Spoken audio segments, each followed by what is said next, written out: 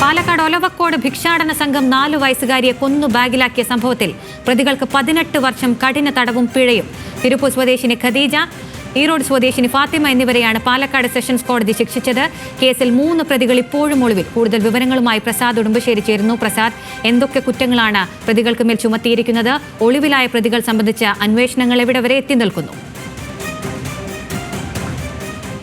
2019 ജനുവരി 15 ഈ കേസിന് ആസ്പദമായ സംഭവം നടക്കുന്നത്. അന്ന് രാവിലെ ഒലവക്കോട് റെയിൽവേ സ്റ്റേഷന് സമീപമുള്ള അവിടെ ഒലവക്കോട് നിന്നും കോഴിക്കോട് ഭാഗത്തേക്ക് പോകുന്ന റെയിൽവേ ഓവർബ്രിഡ്ജിന്റെ താഴെ നിന്നും ഒരു ബാഗിലാക്കിയിട്ടുള്ള മൃതദേഹം കിട്ടിയിരുന്നു. തുടർന്ന് പോലീസ് നടത്തിയ അന്വേഷണത്തിലാണ് ഭിക്ഷാടന മാഫിയയാണ് ഈ കൊലപാതകത്തിന് പിന്നിലെന്ന് കണ്ടെത്തുകയും ആ കേസിൽ 2 പേരെ പിന്നീട് അറസ്റ്റ് ചെയ്യുകയും ചെയ്തിട്ടുള്ളത്. തമിഴ്നാട് തിരുപ്പൂർ സ്വദേശിയായ ഖദീജ ബീബി, ഈറോഡ് സ്വദേശിയായ ഫാത്തിമ എന്നിവരെയാണ് അറസ്റ്റ് ചെയ്തിട്ടുള്ളത്. 3 പേരെ ഇനിയും പിടികൂടാനുണ്ട്. ഈ കേസിലാണ് ഇപ്പോൾ പാലക്കാട് സെഷൻസ് കോടതി 18 വർഷം കഠിന തടവും 3 ലക്ഷം രൂപ പിഴയും ഈ 2 പ്രതികൾക്കും ശിക്ഷ വിധിച്ചിട്ടുള്ളത്. ഈ കേസിൽ ഇനി 3 പേരെ കൂടി പിടികൂടാനുണ്ട്. പ്രസാദ് ഉടുമ്പശ്ശേരിയാണ് വിവരങ്ങൾ നൽകിയത്.